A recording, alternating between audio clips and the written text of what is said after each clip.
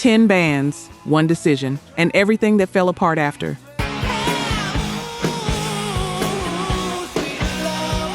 You know these names, you own these records. But what the mainstream narrative doesn't always stop to do is add up the actual cost.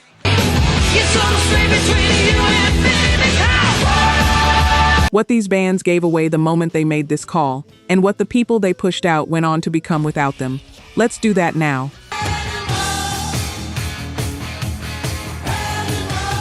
Number 10, The Replacements.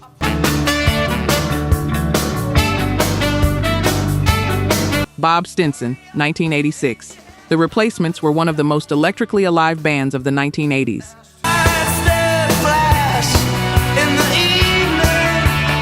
If you've got Tim, or Let It Be, anywhere in your collection, you already know what I mean. That specific energy of music that feels like it's about to fall apart at any second but doesn't, and is better for almost falling apart.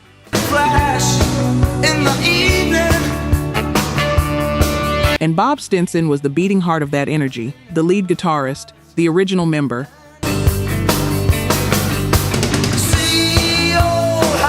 The one who'd take the stage in a skirt, or a trash bag, or nothing at all, and then play something so instinctive and so raw that it made every rehearsed performance in the genre look like a lie.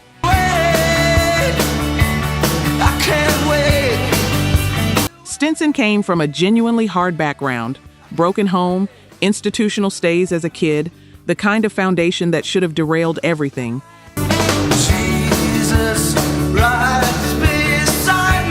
Instead, he put a bass guitar in his younger brother Tommy's hands to give him something to hold on to.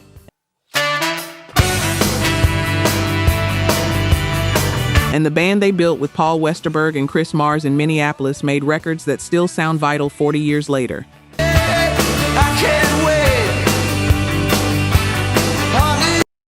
But by 1986, the drinking and the drug use had gone well beyond what even the notoriously hard-partying Replacements could absorb.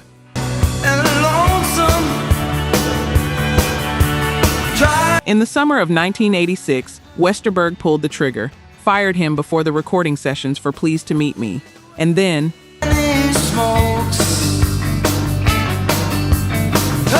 And here's the part that still stops me. When the band needed someone to fill the spot, it was Bob Stinson himself who pushed his friend Slim Dunlap toward it.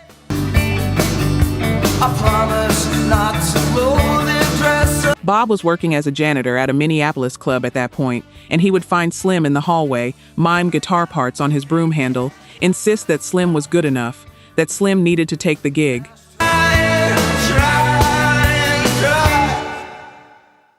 The man who'd just been fired from his own band spent his energy convincing someone else to replace him, because he believed in the music that much.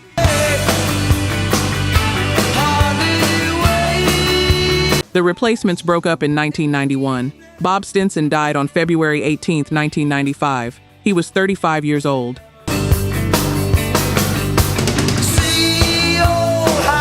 The official cause was organ failure. His body, by then, simply had nothing left to give.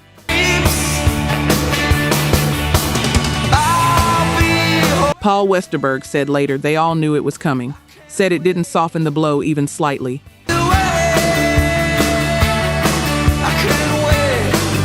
If you've ever lost someone to a life that was just a little too hard and a little too fast for most people to follow, you know exactly what kind of grief that is. It doesn't go clean. Ashtray floors, dirty clothes and filthy jokes. Number 9, Stone Temple Pilots, Scott Weiland, 2013. And I don't think rock music has ever fully processed what happened. Stone Temple Pilots in the early 90s were everywhere. Core, Purple, Tiny Music. 3 of the biggest rock records of the decade. Scott Weiland was one of those frontmen who commanded attention in a way that felt almost dangerous. A voice with genuine range.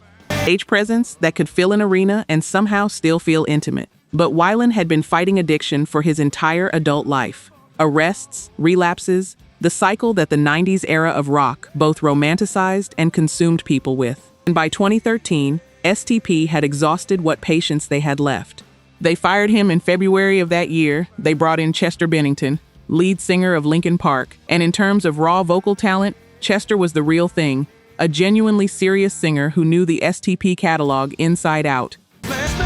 They released an EP together, they toured, and then Chester went back to Linkin Park, because Linkin Park was his life's work, and you can't walk away from that. December 3rd, 2015. Scott Weiland died of a drug overdose on his tour bus in Minnesota. He was 48 years old.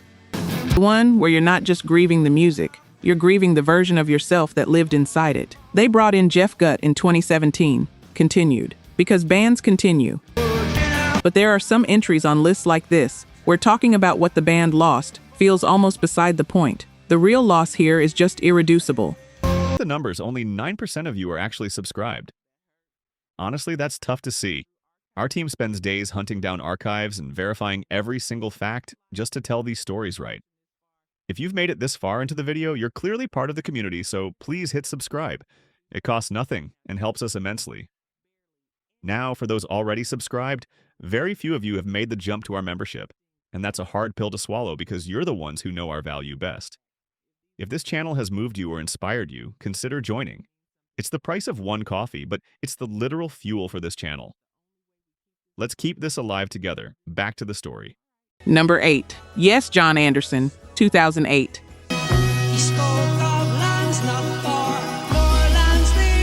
If you know the music of Yes, you know the voice. That high, almost unearthly tenor, lyrical and spiritual, in a way that felt less like rock music and more like a transmission from somewhere just outside ordinary experience.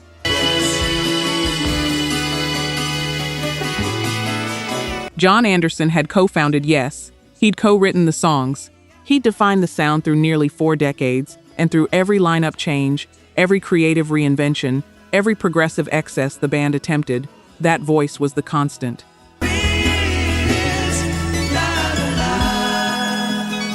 In 2008, Anderson got sick, acute respiratory failure.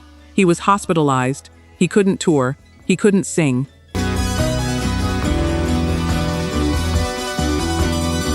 And while he was recovering, the rest of the band decided to keep the wheels moving, to find a replacement and go out on the road rather than wait for their founding member to heal.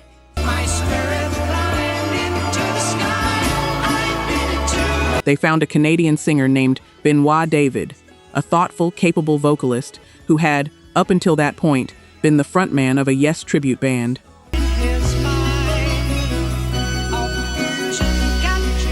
He was now fronting the real thing. Anderson later said he found out about his replacement by reading about it online. Not a conversation, not a phone call, a press announcement.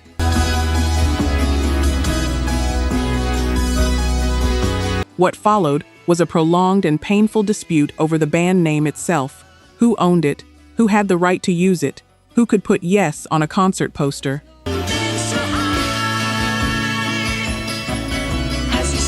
Anderson eventually formed a separate project with Rick Wakeman and Trevor Rabin, calling themselves ARW. 2 versions of Yes effectively existed simultaneously for years. The legal architecture of the whole thing became a genuine mess.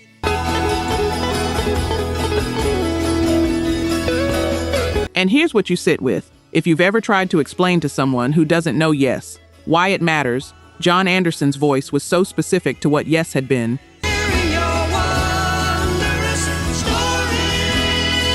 So tied to the spiritual weight of the lyrics, so central to the harmonics of the sound, that without it, you had a band that could reproduce the notes but not the feeling.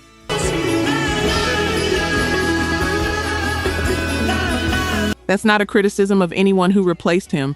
It's just the truth about certain voices. They're not interchangeable. They never were.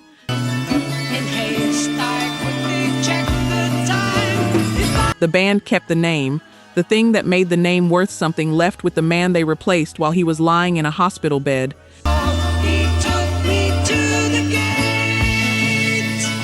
Number 7. Kiss Ace Frehley and Peter Criss, 1980 to 1982.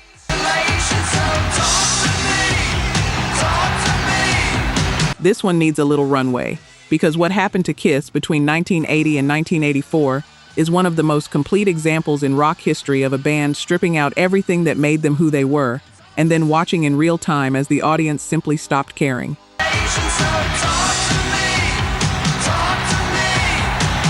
The original Kiss lineup was one of the most intentionally constructed theatrical identities rock has ever seen. The makeup, the characters, the spaceman, the catman, the demon, the star child.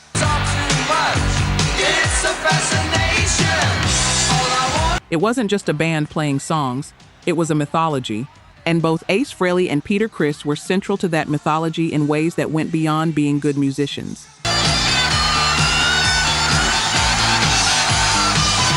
Peter Criss co-wrote and sang Beth, one of the most beloved ballads in the entire Kiss catalog.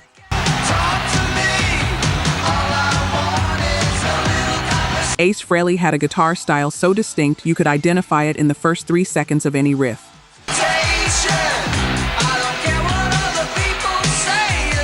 His solos had this loose, dangerous quality, like the wheels might come off at any moment, and somehow never quite did.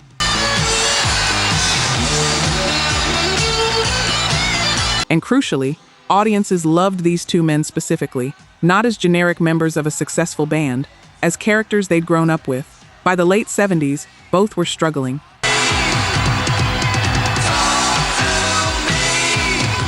Peter Criss's addiction had become so severe that the band had secretly replaced him with session drummer Anton Fig on Dynasty and Unmasked.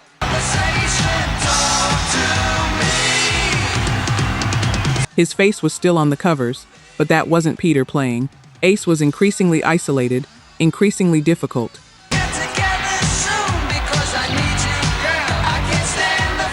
In May 1980, the band announced Criss was out, Eric Carr in, and then in 1982, Ace Frehley officially left the band, replaced by Vinnie Vincent.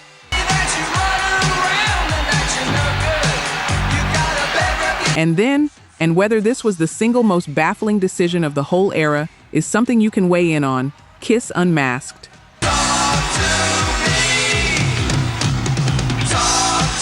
They took off the makeup, the one element of their brand that had made them globally distinctive, just gone.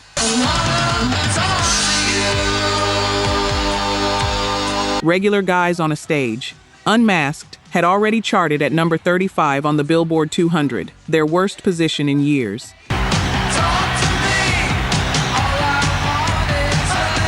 Music from the Elder in 1981 was a full creative and commercial collapse.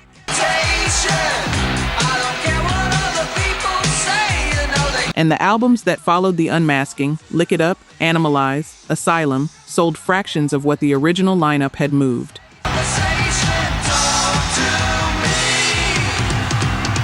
The 1996 original lineup reunion with Ace and Peter, full makeup, sold out arenas worldwide.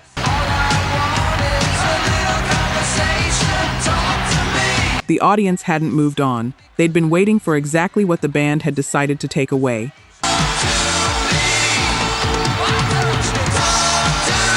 Number 6, Mötley Crüe, Vince Neil, 1992.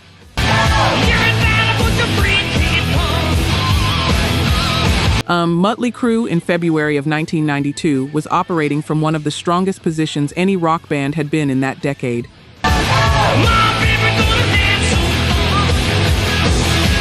Dr. Feelgood in 1989 had sold 4 million copies in the US alone. 4 million.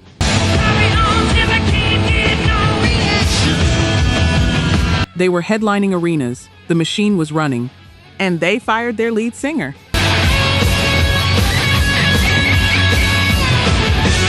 The band felt Vince Neil wasn't fully committed. Too much time on solo projects, too much racing, not enough showing up when it counted.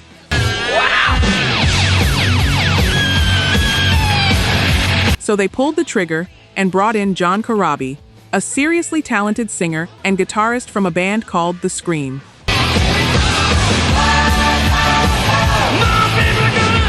By any objective musical measure, Corabi was a more sophisticated player than Vince Neil had ever been. He had chops, he had range.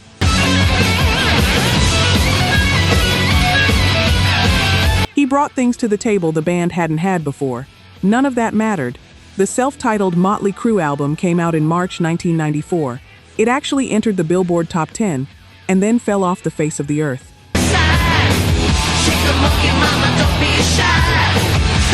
Their label had reportedly paid them $40 million after Dr. Feelgood, and now the tour was moving from arenas holding 20,000 people down to venues with fewer than 1,000 in the seats.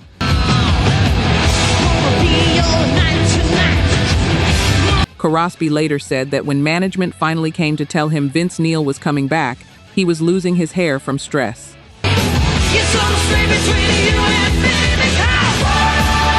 He described feeling, in his own words, devastated but relieved at the same time.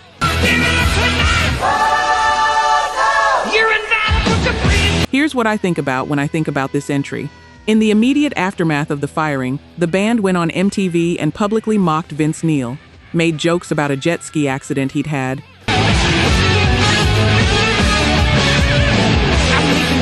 drew a line in the sand between the band and the singer they'd just dismissed.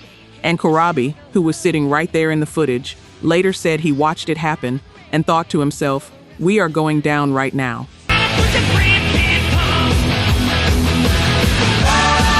He could see it from inside the machine. The audience was never following the Mötley Crüe brand abstractly. They were following specific people.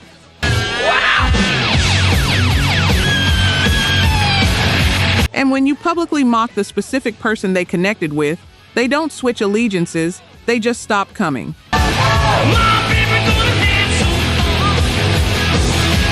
Neil came back in 1997, and it took the band 2 years, a failed album, and 1,000 empty seats to understand what they'd done.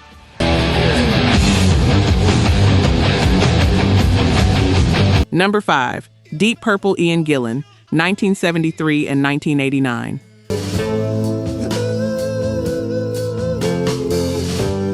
Most bands on this list fired their star once and paid the price. Deep Purple fired Ian Gillan twice, and paid the price twice, which means the band either had a catastrophic inability to learn from its own history, or it's the most stubborn proof on record that certain musicians are simply irreplaceable, and no amount of evidence changes how some people in power make decisions.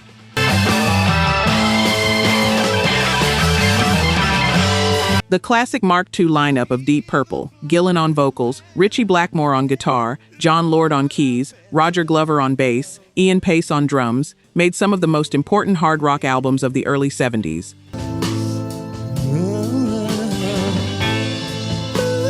Deep Purple in rock, Machine Head, made in Japan, the riff from Smoke on the Water that virtually every guitarist on earth learned first.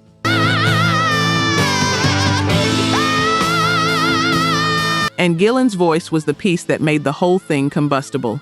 Explosive and soaring, with this quality of genuine urgency, like the music was happening to him, not something he was performing.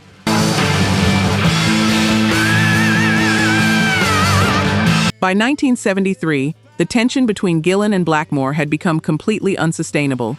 Gillan submitted a resignation letter while on tour. His last show with the band was June 29, 1973, in Osaka, Japan.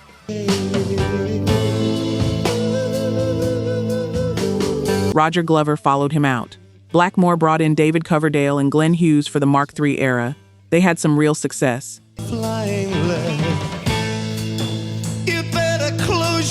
Burn went top 10 in both the US and UK, but within 3 years the whole thing had collapsed entirely.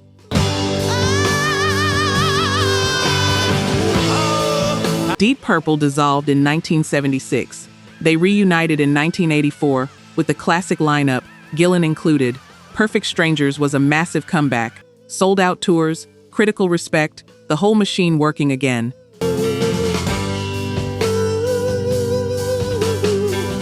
You know that feeling when a band proves the original lineup was the only lineup that ever really mattered? That was this moment. And then in 1989, Ritchie Blackmore fired Ian Gillan again. Same friction, same personal dynamic.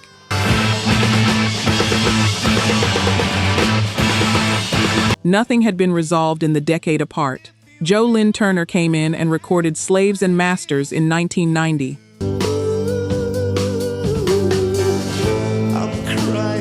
Mediocre reviews, thin sales, and by 1992, Gillan was back in the band for the third time, because there was genuinely no other conclusion available.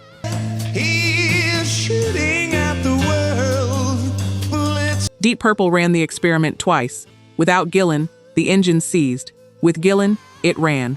And somehow the lesson required 2 full repetitions to believe. Some people just have to touch the stove.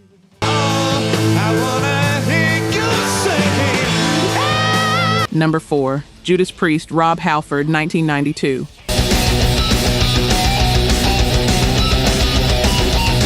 Rob Halford wasn't just called the metal god as a compliment. It was a statement of fact, and anybody who's ever heard Screaming for Vengeance or Painkiller at volume understands why.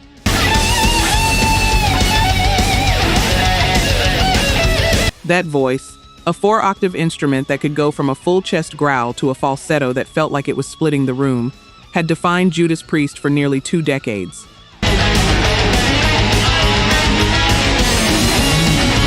Albums like British Steel, Defenders of the Faith, and Painkiller didn't just define a band. They gave heavy metal its grammar.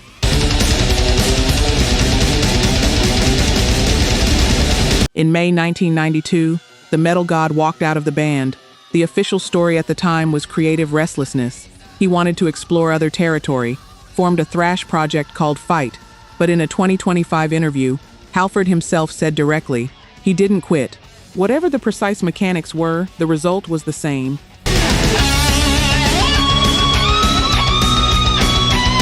Judas Priest in the mid-90s had no lead singer and were searching for one. What they found was Tim "Ripper" Owens, an Ohio singer who, at the moment of his audition, was the frontman of a Judas Priest tribute band. He knew the catalog cold.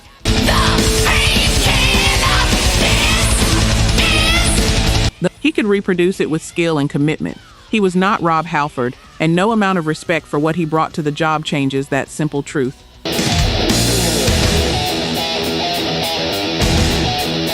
Jugulator came out in October 1997. Demolition followed in 2001. Both albums have their defenders.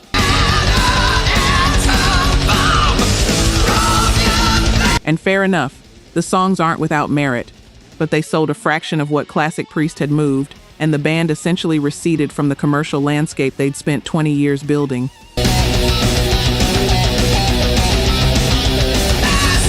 The story became so culturally notable, the fan who became the singer, the tribute act singer who replaced the original, that Hollywood made a movie about it. Rockstar, 2001, which tells you how surreal the whole thing felt to everyone watching from the outside. Halford returned in 2003, Angel of Retribution in 2005.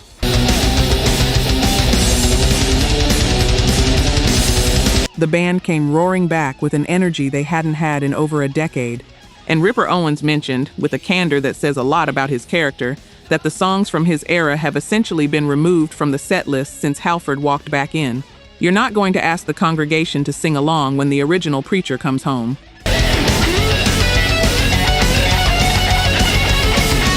Number 3, Van Halen, David Lee Roth, 1985.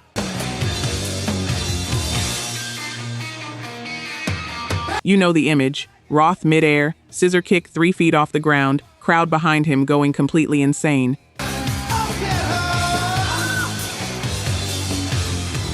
He wasn't just a frontman. He was a personality so specific and so overwhelming that Van Halen was basically organized around 2 things.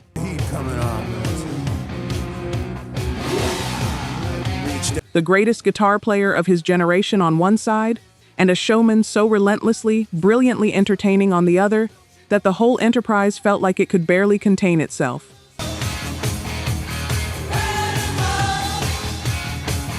The split in 1985 has been debated ever since. Whether Roth left or was effectively fired depends on who you ask and when you ask them.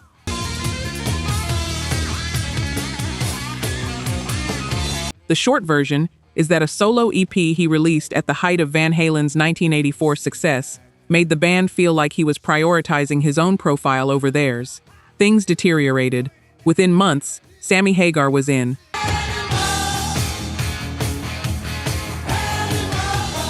And the Hagar era was commercially successful.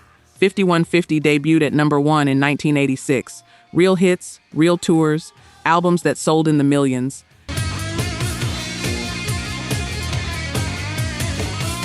Hagar is a legitimate rock singer, and if that era was yours, that's completely valid. But there was something missing, a wildness, a sense that anything could happen, and some of it probably shouldn't.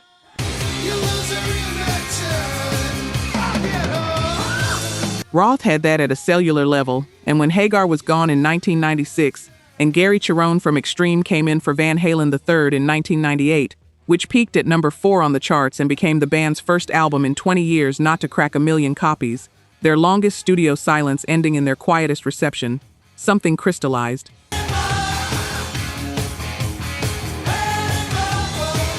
The band had spent 13 years trying to replace what they'd let walk out the door in 1985. 13 years and 2 failed attempts to find a substitute for something that turned out to be, simply, irreplaceable.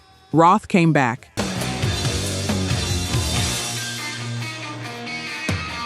A Different Kind of Truth in 2012 debuted at number 2 and was critically embraced as a genuine return to form, and Eddie Van Halen, one of the greatest guitarists who ever lived, died in October 2020.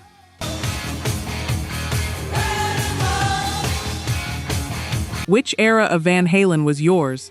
Drop that in the comments, because I already know this one is going to split the room.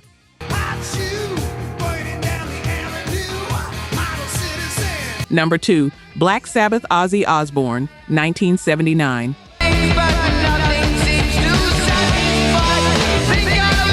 In April 1979, Black Sabbath fired Ozzy Osbourne, and in making that one decision, they accidentally did 2 things simultaneously.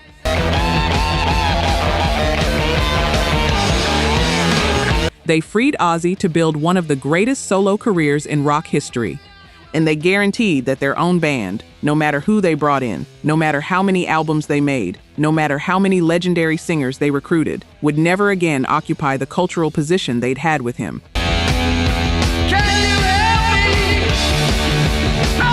Let's be honest about what Sabbath was losing. They knew what they were getting. Ozzy was unreliable. The drinking and drug use had been a constant through the band's entire history. These were real problems with real consequences for everyone around him.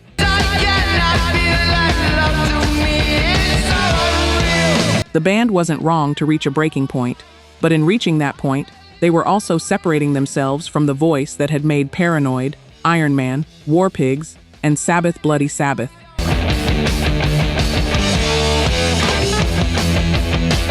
The foundational catalog of heavy metal, recorded with a man whose presence was so spiritually particular, so vocally distinctive, so genuinely unhinged in ways that felt less calculated than inevitable, that the songs have never fully sounded the same sung by anyone else.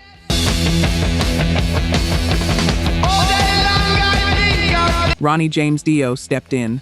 And as we covered earlier in this list, Dio was a genuine legend.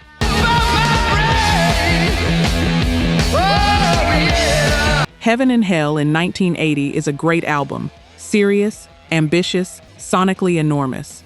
Don't let anyone tell you otherwise.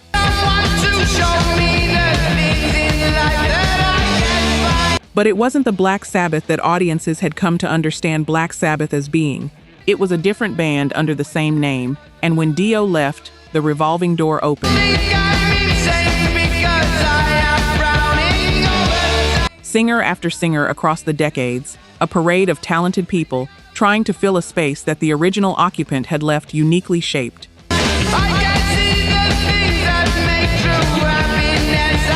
Ozzy released Blizzard of Oz in 1980 with Crazy Train and Mr. Crowley and Goodbye to Romance. Then Diary of a Madman in 1981.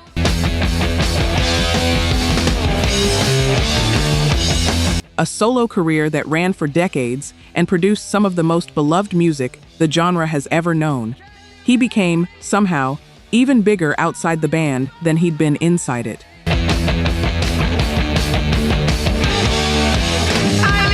And in 2006, when the Rock and Roll Hall of Fame inducted Black Sabbath, the 4 original members shared the stage: Tony Iommi, Geezer Butler, Bill Ward, and Ozzy Osbourne.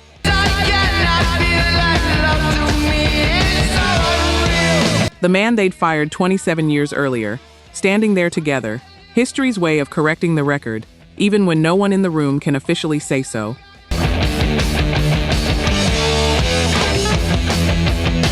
Number 1, Guns N' Roses / 1996.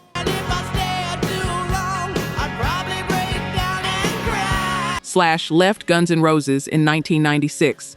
The real story is that the band had been disintegrating for years under the weight of Axl Rose's increasingly controlling approach to how GNR operated.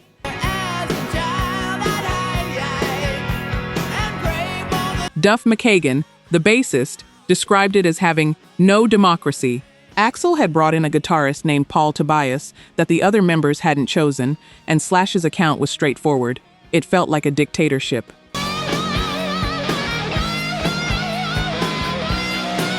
The band that had made Appetite for Destruction, one of the best-selling debut albums in rock history, was no longer a band in any real sense.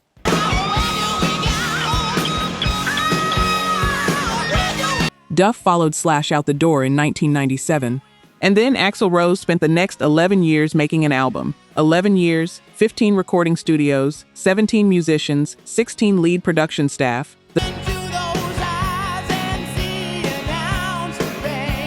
The total recorded cost came in at $13 to $14 million, making Chinese Democracy the most expensive album ever made in rock history at that point.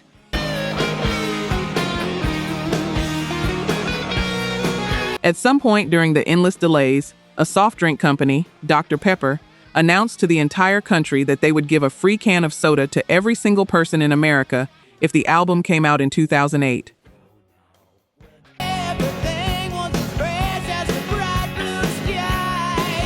They specifically excluded Slash and Buckethead from the offer. That's how much of a cultural punchline the whole situation had become.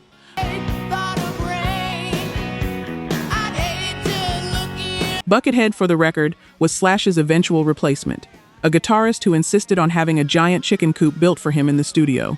I'm not making that up.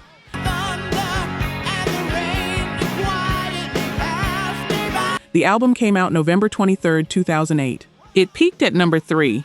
China banned it for anti-government content.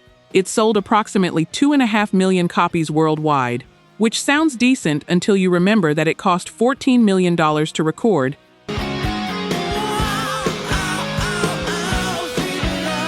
and that Appetite for Destruction had sold 30 million.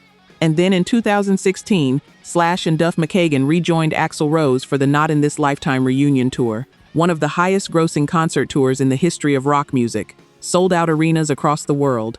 More than 5 million people attended, hundreds of millions in ticket revenue.